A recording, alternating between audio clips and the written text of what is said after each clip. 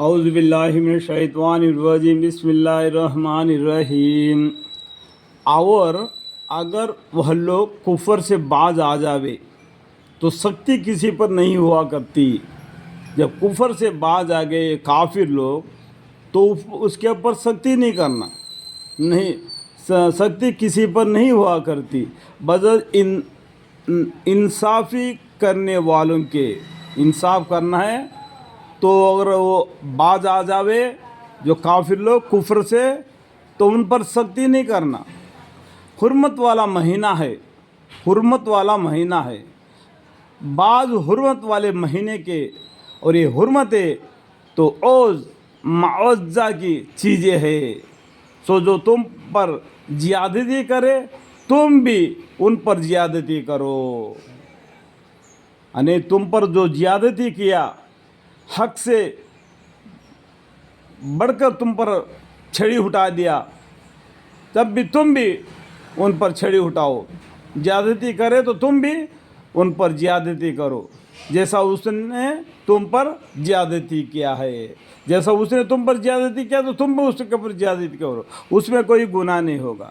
اور اللہ تعالیٰ سے ڈرتے رہو پھر بھی، اور یقین کر لو کہ اللہ تعالیٰ ڈرنے والوں کے ساتھ ہوتے ہیں۔ واتقوا اللہ واعلموا ان اللہ مع المتقین، اور اللہ تعالیٰ سے ڈرتے رہو اور یقین کر لو کہ اللہ تعالیٰ ڈرنے والوں کے ساتھ ہوتے ہیں۔ اور تم لوگ جان کے ساتھ مال بھی خرچہ کیا کرو، یعنی اللہ کے راہ میں اپنی جان دے کر جہاد کرتے ہو تو مال بھی اللہ کے راستے میں خرچہ کرو، مال بھی خرچہ کیا کرو اللہ کی راہ میں۔ اور اپنے آپ کو اپنے ہاتھوں تباہی میں مت ڈالو، اپنے قبر اپنے ہاتھوں سے مت کھودو۔ کہنے کا مطلب کیا ہے؟ اپنے آپ کو اپنے ہاتھوں تباہی مت کرو، یعنی اپنے ہاتھوں سے اپنے قبر کو مت کھودو۔ یعنی جتنا ہو سکے اتنا دین اسلام کے لیے اپنا جان سے لڑو، اور مال بھی خرچہ کرو غریبوں پر، اور اپنے آپ کو اپنے ہاتھوں تباہی میں مت ڈالو، اور کام اچھی طرح کیا کرو، کام اچھی طرح کیا کرو۔ بلا شک اللہ تعالیٰ پسند کرتے ہیں اچھی طرح کام کرنے والوں کو۔ یعنی اچھا انسان بنو، پھر مسلمان بنو، متقی بنو، پرہیزگاری بنو، اور کام اچھی طرح کیا کرو۔ بلا شک اللہ تعالیٰ پسند کرتے ہیں اچھی طرح کام کرنے والوں کو۔ اور جب حج عمرہ کرنا ہو تو اس حج عمرہ کو اللہ تعالیٰ کے واسطے پورا کیا کرو۔ حج عمرہ کرنا ہے تو اللہ کے واسطے کرنا، دوسرا دکھانے کے واسطے نہیں کرنا۔ اس نے 2 حج کیا تو میں نے 3 حج کیا، اس نے 2 عمرہ کیا تو میں 4 عمرہ کیا۔ یہ آپس میں جد بڑھانے کے لیے مت کرو۔ حج یا عمرہ کس کے واسطے کرو؟ اللہ کے واسطے کرو، اللہ کو راضی کرنے کے لیے کرو، اللہ کی رحمت تم پر آ جائے اس طریقے سے حج اور عمرہ کرو۔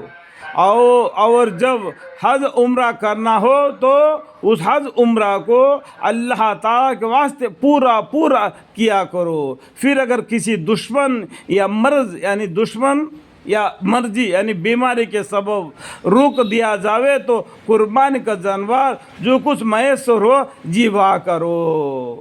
کد بیماری ہو گیا کہ دشمنوں کے وجہ سے جانا نہ پڑا، جیسا کہ آپ ہمارے پیغمبر صلی اللہ علیہ وسلم کے پہلا بار حج کرنے کے لیے گئے تو قریش کے لوگوں نے ان کو حج کرنے میں منع کر دیا، کیونکہ مکہ جیت نہیں چکے تھے۔ اس ٹائم پر ان لوگوں نے جو لوگ قربانی لے گئے تھے وہی قربانی کر کے واپس آ گئے۔ آپ پیغمبر صلی اللہ علیہ وسلم کے بارے میں کتاب لکھا ہوا ہے پیغمبر صلی اللہ علیہ وسلم کا، اس میں پڑھنے سے آپ کو معلوم پڑ جائے گا، ٹھیک ہے؟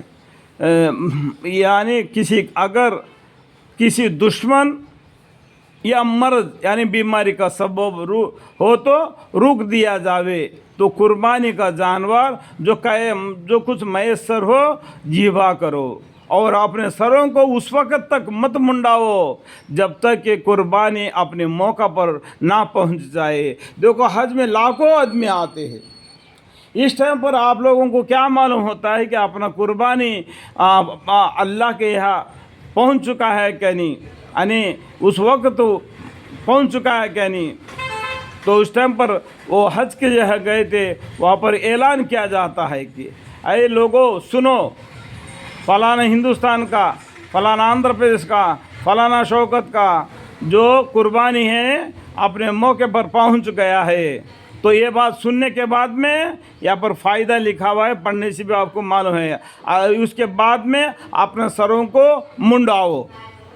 البتہ اگر تم میں سے کوئی بیمار ہو یا اس کے سر میں کچھ تکلیف ہو تو وہاں سر منڈوا کر فدیہ یعنی اس کا شریعہ بدلہ دے دے. اگر اس کو یعنی اپنا قربانی اپنے جگہ پر پہنچنے سے پہلے اگر اس کو تکلیف ہے، کوئی بیماری ہے، سر میں پھوڑا نکل آ گیا تو سر منڈانا پڑا، تو وہ اس کے بارے میں بولتے ہیں البتہ اگر تم میں سے کوئی بیمار ہو یا اس کے سر میں کچھ تکلیف ہو تو وہ سر منڈوا کر فدیہ یعنی اس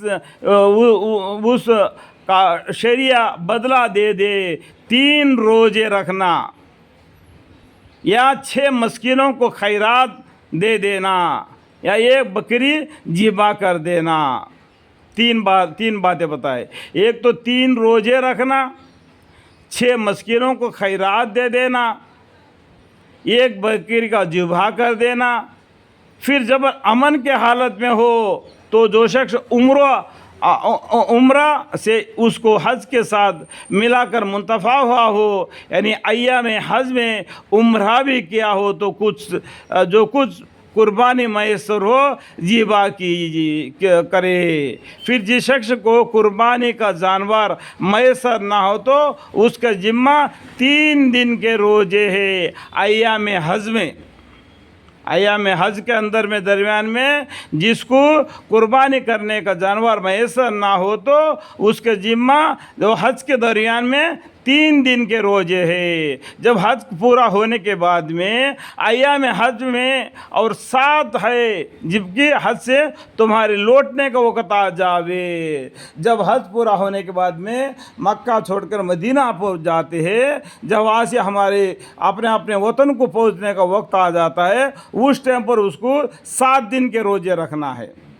تو حج کے درمیان میں 3 دن کے روزے اور بعد میں لوٹنے سے پہلے 7 دن کے روزے، پورا 10 دن کے ہو گئے. یہ پورے 10 ہو گئے. یہ اس شخص کے لیے ہے جس کے اہل و عیال مسجد حرم یعنی کعبہ کے قریب نہ رہتے ہو، جیسا ہم لوگ ہیں باہر ملک سے آ گئے، ہمارے لیے یہ ضروری ہے.